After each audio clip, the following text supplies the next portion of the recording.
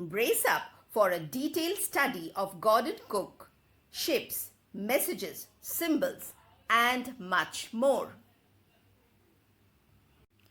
We Are Not Afraid to Die If We Can All Be Together by Gordon Cook and Alan East. In the story, there is a reference to James Cook. Now let's see who James Cook was. James Cook, FRS, was a British explorer, navigator, cartographer, and captain in the British Royal Navy. He was born on 27th October 1728 in Marton in Cleveland, Yorkshire, United Kingdom. And he died on 14th of February 1779 in Kealakekua Bay, Hawaii, United States. James Cook conducted 3 expeditions to the Pacific Ocean. His first voyage was from 1768 to 1771. Second voyage dated 1772 to 1775, and the third from 1776 to 1779. His voyages ranged from the Antarctic icelands to the Bering Strait and from the coasts of North America to Australia and New Zealand. The map here shows the routes of Captain James Cook's voyages. The first voyage is shown in red, second voyage in green, and the third voyage in blue. The route of Cook's crew following his death is shown as a dashed blue line.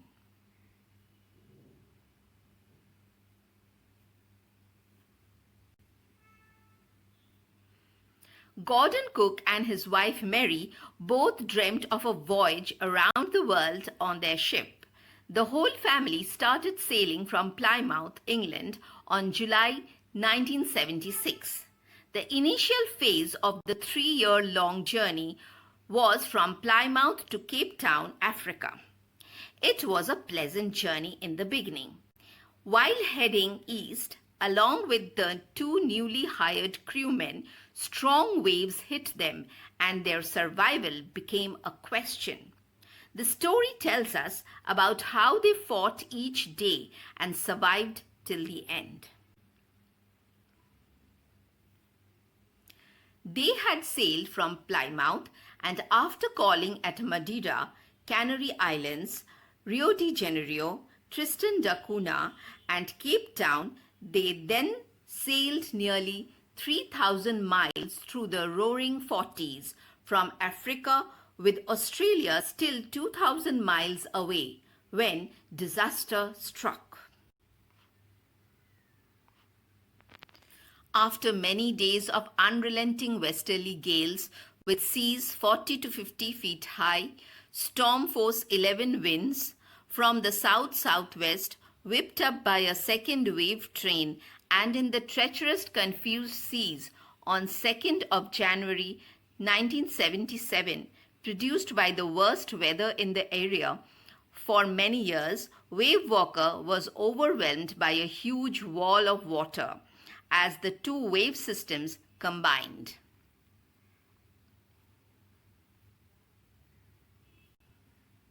The schooner was near capsizing with the enormous wave hit.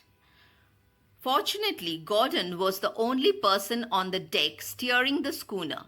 He was thrown overboard and only his lifeline saved him.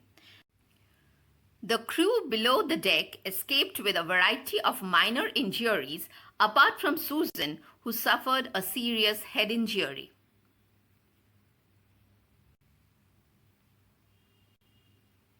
Wave Walker had been badly damaged, the obvious signs of which were a large section of the deck completely missing and all of the hatch covers swept away. She was also taking in water at an alarming rate. The ship's engine and all electrical systems were underwater. It was a race against time. Now here we need to know some basic parts of a ship or a schooner. In this picture, we can see the hull, which is the base of the ship, the bow, the front portion of the ship, the stern, which is the back portion of the ship, the keel and rudder at the bottom, the mast on top, the mainsail, and the jib.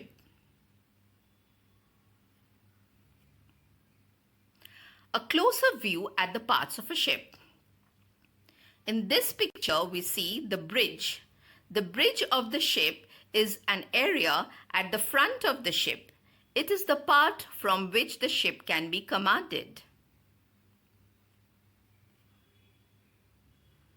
Here we see the mast. The mast of a sailing vessel is a tall spar or an arrangement of spars erected more or less vertically on the center line of a ship or boat.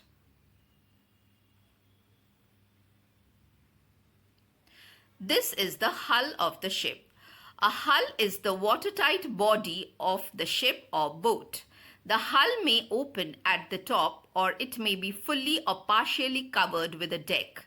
Atop the deck may be a deck house and other superstructures such as a funnel, derrick, or mast. The line where the hull meets the water surface is called the waterline. This is the deck.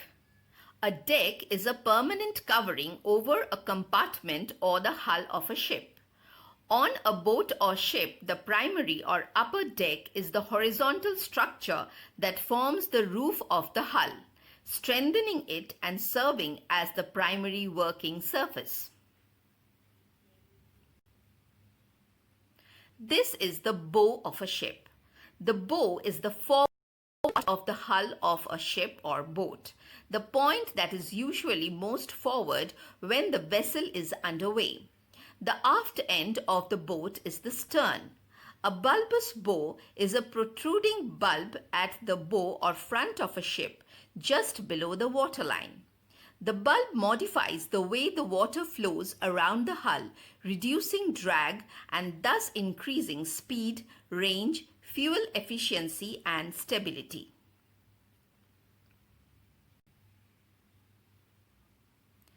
Port side and starboard side. When looking forward towards the bow of a ship, port side and starboard side refer to the left and right sides respectively. Jibs and sails. A jib is a triangular sail that sets ahead of the foremast of a sailing vessel. Jibs and spinnakers are the two main types of head sails on a modern boat.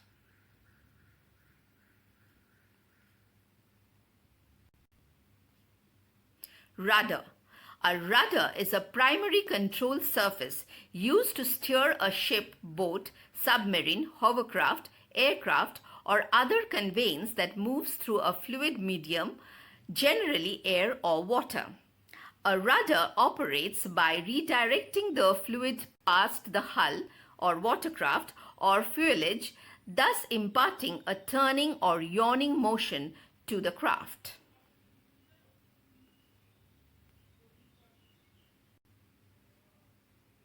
Now let's get back to the story. While the crewmen pumped, Gordon crawled on deck in the storm force 11 winds, covering the hole in the deck and hatches as best as he could by nailing sails and carpets over them. But it soon became apparent that there must be serious damage below the waterline.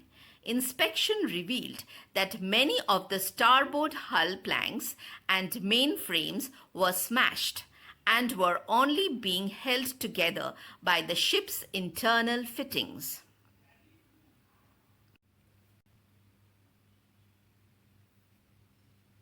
There was no response to repeated mayday calls, and the nearest bits of land were the two tiny French islands, Isle Amsterdam and St. Paul, a few hundred miles to the east.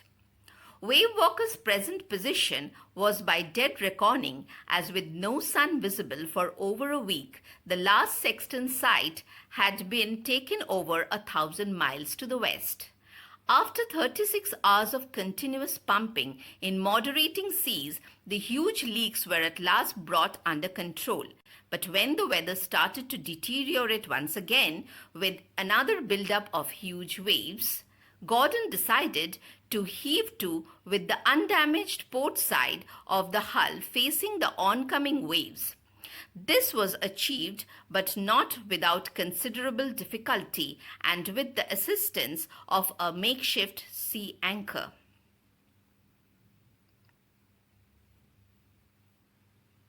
The struggle continued, and the narrator tried his best to protect the weakened starboard side. The same evening, the narrator and his wife sat together holding hands, thinking that their end was near. His children continuously supported him, which gave him moral support to keep going. The wave walker sailed through the storm and made it. The narrator then calculated their exact position, working on the wind speed. While he was brainstorming, Sue gave him a card that she had made expressing her love and gratitude towards the family.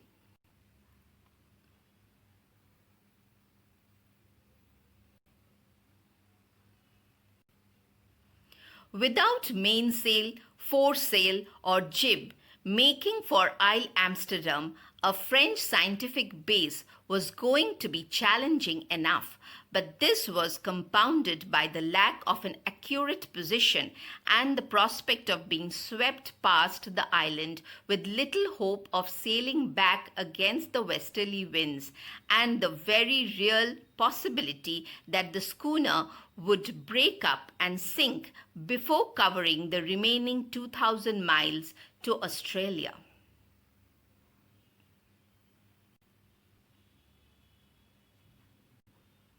Allowing for all the variable factors, Gordon estimated that the actual position of the schooner was somewhere in a rectangle 500 miles long by 200 miles wide, an area of 100,000 square miles.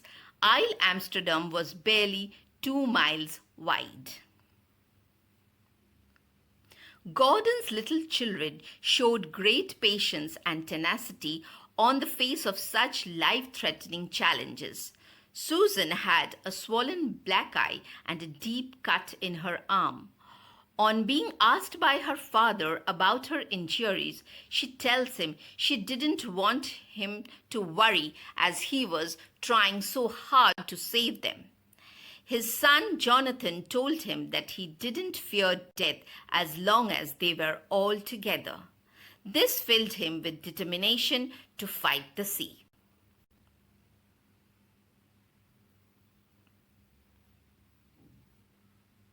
The first brief break in the cloud cover after over a week enabled Gordon to recalculate his position and to adjust course. To add to their predicament, the spare compass on which they were now reliant had not been corrected for deviation. After a further recalculation of the schooner's position, Gordon estimated that they would see the island ahead at about 5 p.m. He instructed Larry to steer the course to 185 degrees. He said that if they were lucky, they could hope to find an island by 5 p.m. He dozed off and suddenly got up around 6 p.m. He believed that they didn't make it and was disappointed. His son came and informed him about how they reached the Isle Amsterdam island, and he called him best daddy and best captain. They reached the island with little struggle and with the help of the inhabitants of the island. The whole team, the family and the 2 crew members had never stopped trying. Their struggle and hard work finally saved them. The news of Gordon Cook's voyage, which came out in the papers. Gordon Cook successfully sailed and navigated a severely damaged 30-ton yacht to safety, saving the lives of all 6 people on board. 70-foot schooner Wave Walker, skippered by Gordon and his wife Mary, 2 very young children, Susan and Jonathan, and 2 crewmen, was on passage to Australia halfway through the Captain James Cook bicentenary voyage, 1776 to 1976. The story of the trophy, beyond the text.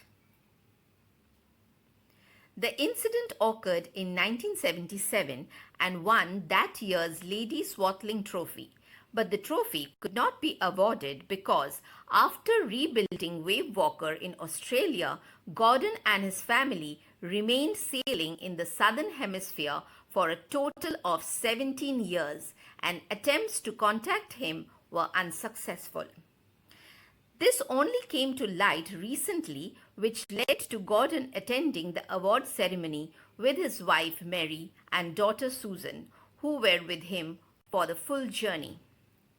Gordon said, "I am honored to receive this award, but credit should also go to Mary, Susan, Jonathan, and our crewmen Larry and Herbie, who all played their part in keeping Wave Walker afloat long enough to reach Isle Amsterdam. I would also like to thank the Shipwrecked Mariners Society for its recognition of the incident and for this presentation over 30 years later." Chief Executive of the Shipwrecked Mariners Society, Commodore Malcolm Williams, CBERN, said, "We had some exceptional award winners this year." He also added, "Gordon's determination, outstanding seamanship, and navigation skills were incredible, especially considering this occurred before the use of satellite navigation. The survival of his family and crew is a testament to Gordon's ability. He truly deserves this award." The characters in the story. Mary. Mary was the narrator's wife. She was a courageous and brave woman. She stood by her husband after the wave badly damaged the boat. She steered the boat according to her husband's instructions. She gave lots of emotional support to the narrator. Susan. Susan was the narrator's 7-year-old daughter. She was very brave. She was critically injured at the time the huge wave struck the boat. Her eyes were terribly swollen because of the head injury. There was a deep cut on her arm also. However, she did not cry or complain. She repeatedly told her father that she was all right. The truth was that she was not. She had to undergo 6 minor operations to remove the blood clotting from her brain. Jonathan. Jonathan was Gordon Cook's 6-year-old son who had accompanied him on the round-the-world journey. After the Wave Walker was terribly broken by the colossal wave, he also behaved very courageously. He gave a new strength to his father when he said that he was not afraid to die if he could be together with the family. These words filled the author with new determination and courage. He resolved to fight till the end and save his family from being drowned in the stormy sea. Larry Vigil and Herb Siegler. Larry Vigil and Herb Siegler were the 2 professional sailors whom the narrator hired at Cape Town to tackle one of the world's roughest seas, the Southern Indian Ocean. They proved to be the real saviors when the ship had been flooded with the sea water. They pumped like madmen to keep the water levels reasonably low. The narrator himself. The narrator was a 37-year-old businessman. He proved as a great captain and father during the challenging and trying times after the irreparable damage done to Wave Walker by keeping his composure and wits. It won't be wrong to say that all the lives on the boat could be saved just because of his seafaring skills. The message. The most important message that we get from this story is that family and close relations, friends and comrades are our greatest support. The strength of love and faith is unfathomable. True love can live and face death together. Problems are a part of life, and the strength to face our problems comes from our near and dear ones. So, this story is less a story of a sea voyage and more a story of the voyage of life. The storm and family in a boat is a symbol. The family in a boat, warding off all dangers at sea and fighting the storm with all its might and determination, with unwavering courage and strength, is symbolical of the difficulties and hardships of life that we confront in the different phases of life. Sometimes the hardships seem to have a prolonged stay in our lives, and we seem to lose the courage and confidence to fight back. We lose sight of our target just as the narrator lost sight of the island. And we might be on the verge of losing our only opportunity. It is then our near and dear ones give us the strength to move on with their inspiring words and show of love, just as Jonathan and Susan did with their words and the card. We stand up to face the odds and renew the battle, determined to fight it for our close ones.